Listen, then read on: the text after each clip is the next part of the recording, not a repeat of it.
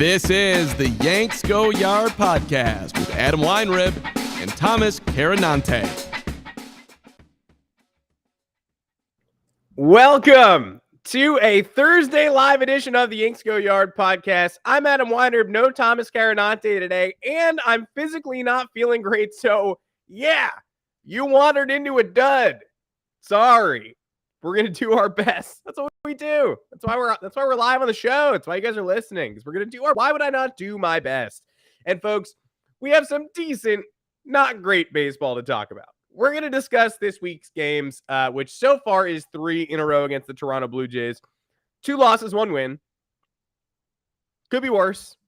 Could certainly be better, especially because there has not been a single game yet this season that the Yankees could have just surrendered after first pitch, where they're just down 6-0 and you're like, not our day. No, every single one of them you had to be plugged in the entire time. Even the shutout loss in the opener against Toronto was a situation where you couldn't possibly ignore it or go to bed, because you're a bloop and a blast away from tying the game.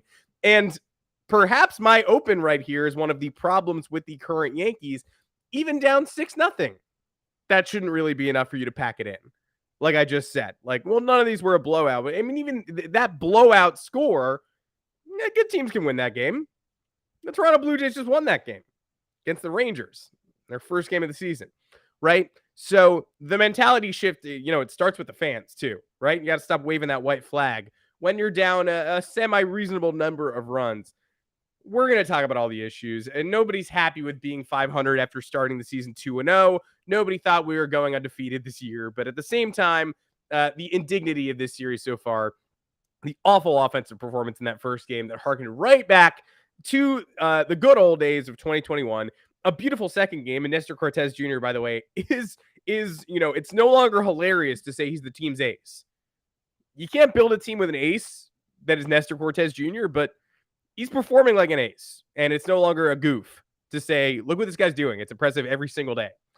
And then, obviously, the Wednesday loss, where significant Yankee mistakes compounded the issues.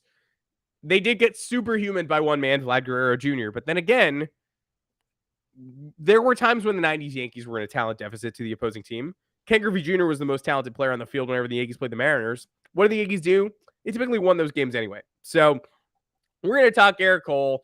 We're going to talk about the Yankees offense and how much you pin the struggles on the offense versus the pitching staff. We're also going to talk about, yes, John Sterling's famous call of the moment at the end of Wednesday's game that woke us all up, then put us all directly back to sleep. You can find this show on Apple Podcasts, Google Podcasts, Spotify, wherever you get your podcasts.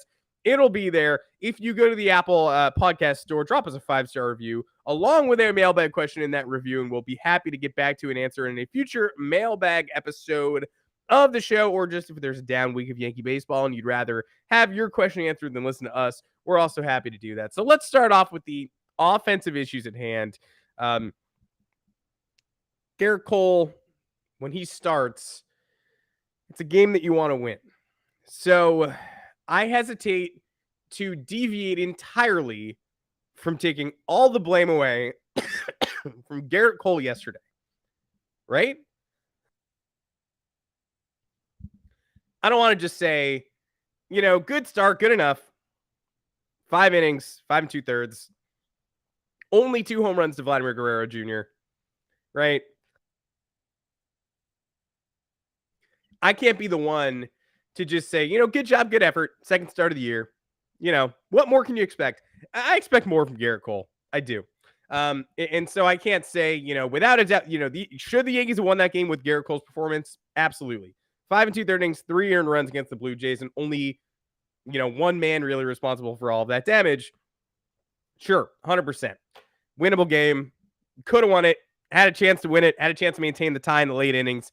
Couldn't do it. One specific man who's been a problem more often than not this season and last season and the year before played a significant role in the tie being broken. So I'm not gonna excuse Garrett Cole, but I am gonna say that the far bigger issue, as annoying as it is to defend Garrett Cole, who has shown warts in his last 2 years in pinstripes that none of us saw in Houston. I don't know if it's just a situation where the Houston press didn't push him, or he wasn't front facing in Houston, or Justin Verlander was sort of the cowboy and we all assume, well, Garrett Cole does the same thing. Basically, they're both as dominant. I'm sure they have the same personality. I don't know what led to this chasm between the Garrett Cole we thought we were getting and the Garrett Cole we did get. And perhaps it's just the loss of spider tack, and that fastball lost a little bit of its effectiveness. I don't know. What I do know is that Garrett Cole in Houston sort of seemed like the strike-throwing automaton. Like, just a hefty robot, rear back, fire, strike out, do it again. Efficiency.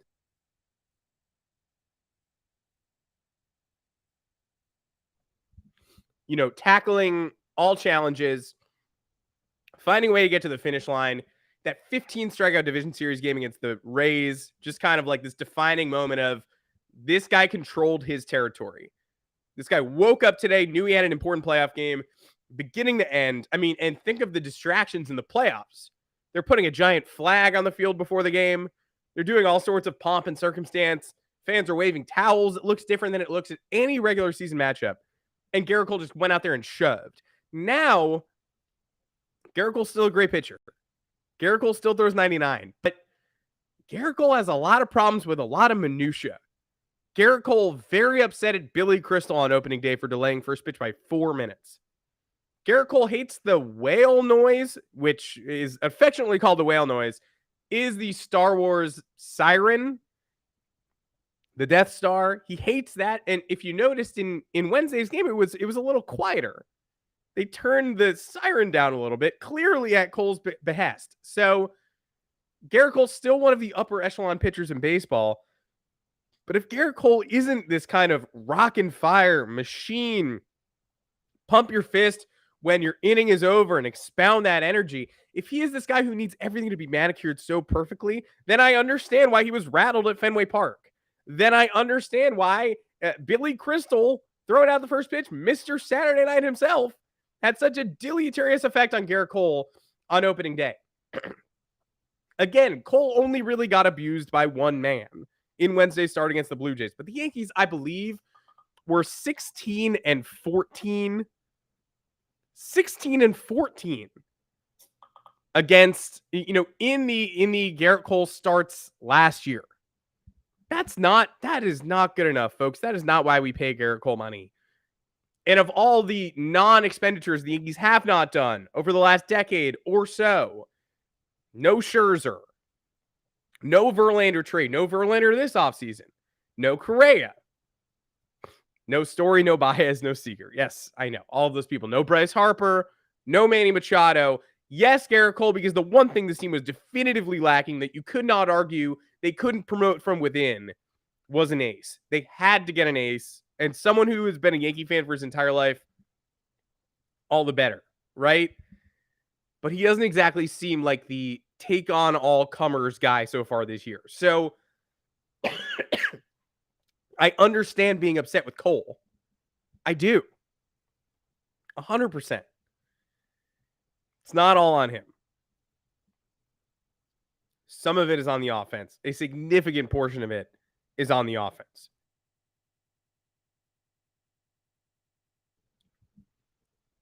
Especially this week. Anthony Rizzo carrying this team. Aaron Judge finally showed up yesterday. Josh Donaldson got a knock. Joey Gallo's expected WOBA is huge. His real WOBA, not so big. Worst shortstop catcher combination in baseball. Kyle Higashioka and Isaiah Kiner-Falefa each have one hit. I know we were going to take a hit there. That's too much of a hit, folks. That's too much of a hit. And the 2021-ness of it all was really on display on Tuesday. Sorry, on Monday. On Tuesday, they won 4-0. That was great. Nestor Cortez Jr., thank you for your service. On Monday, coming out of that Boston series where they only lost one game, and it was by the razor thinnest of margins, and if Aaron Hicks had gotten one hit in several key opportunities, they would have won that game. They go into this huge Blue Jays series against Alek Manoah, who's owned them in the past, right? It's not like they don't know Alek Manoah. Last year, he made his Major League debut at Yankee Stadium, rocked him to sleep. Did it again this year. Already. Once very familiar territory for the Yankees. LeMahieu 0 for 4. Rizzo 0 for 2. Judge 0 for 3. Stanton 0 for 4. Gallo got 2 hits. Hilarious. Bottom of the lineup did nothing. They never do. So far. So far, so bad. I'm much more concerned about the return of the 2021 offense, and not because it says in the grand scheme of things they can't score unless they hit homers. I mean, hitting homers is great. I would never dissuade anybody from hitting homers, right? And so I don't want to get into that part of the discourse, and I don't want to pretend I'm some guy who's like, I need to see more singles. No, I don't. I don't care. But too many of these games have been razor thin in terms of margin for error specifically. And the starters, it's early in the season. The starters are going under 6 innings, under 5 innings, sometimes under 4 innings. The bullpen has had to come in and be perfect, one man after another after another. 4, 5, 6 bullpen arms in a row have all had to be perfect. And so far, except for on Wednesday when Jonathan Loáisiga got victimized by a wild man and Chad Green got a catcher's interference, they've been pretty unbelievable. That is not going to last for 162 games. And it's not even about burnout. It's not even about some guys overworking themselves to stay fit and stay ready. It's about the collective. Because you're not going to be able to go down the line 1, 2, 3, 4, 5, 6, 7 deep and be able to trust 7 people on a given day.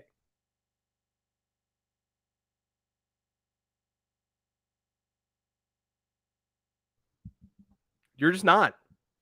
I want to trust the entire bullpen.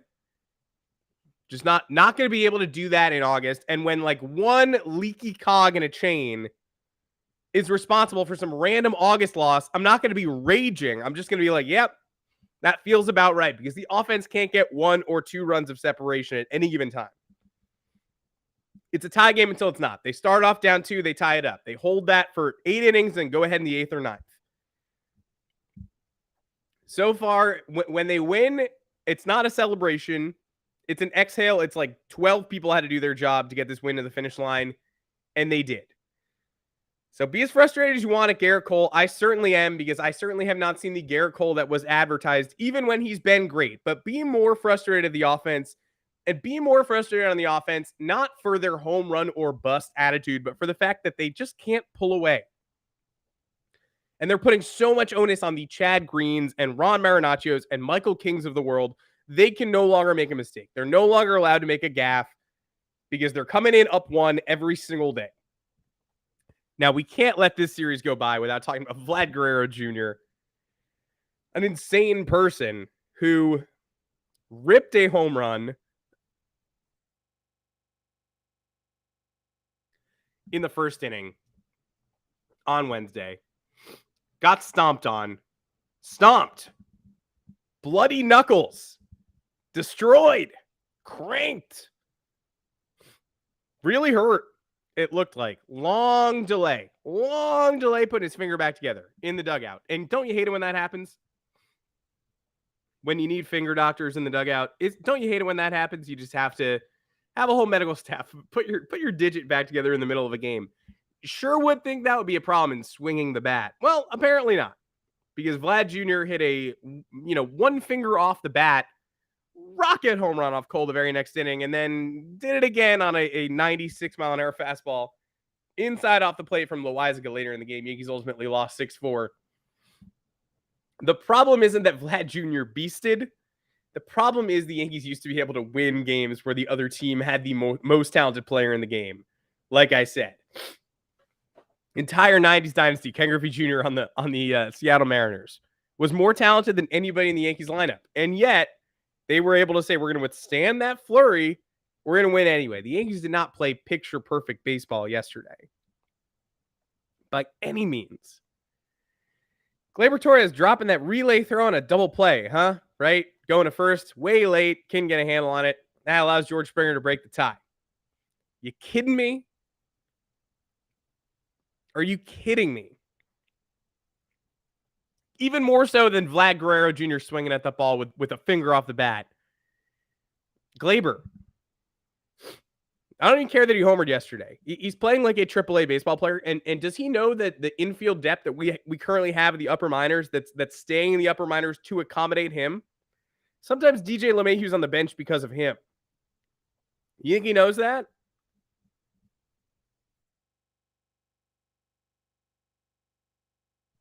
Beyond frustrating. Beyond frustrating. That's what gets me out of my chair more so than the Vlad homers, which were spectacular, which the team still should have been able to withstand and win the baseball game. Upper levels of competition, bro. No cupcakes on the early part of the Yankee schedule. The Red Sox are the Red Sox.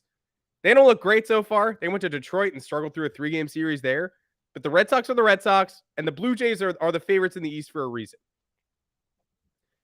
Everybody else in the AL East has had a cupcake already. The Tigers, semi-cupcake. The Red Sox had them. Blue Jays started with the Rangers, pitching staff cupcake. Rays started with the Orioles and A's, cupcake, although the A's are weirdly kicking their ass. But the Yankees started with their chief rival and the best team in the division on paper.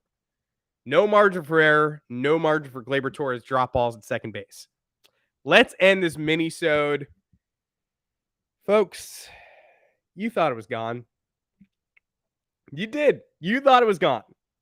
So for everybody on John Sterling this morning, for the Giancarlo Stanton deep fly ball into left field, it is high, it is far, it is gone.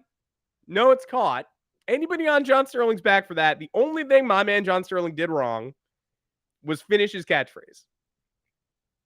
Was say it is gone. Because it wasn't gone. That's a problem. Can't be saying that until you know. But, I mean, I don't think I'm washed. I've seen home runs before.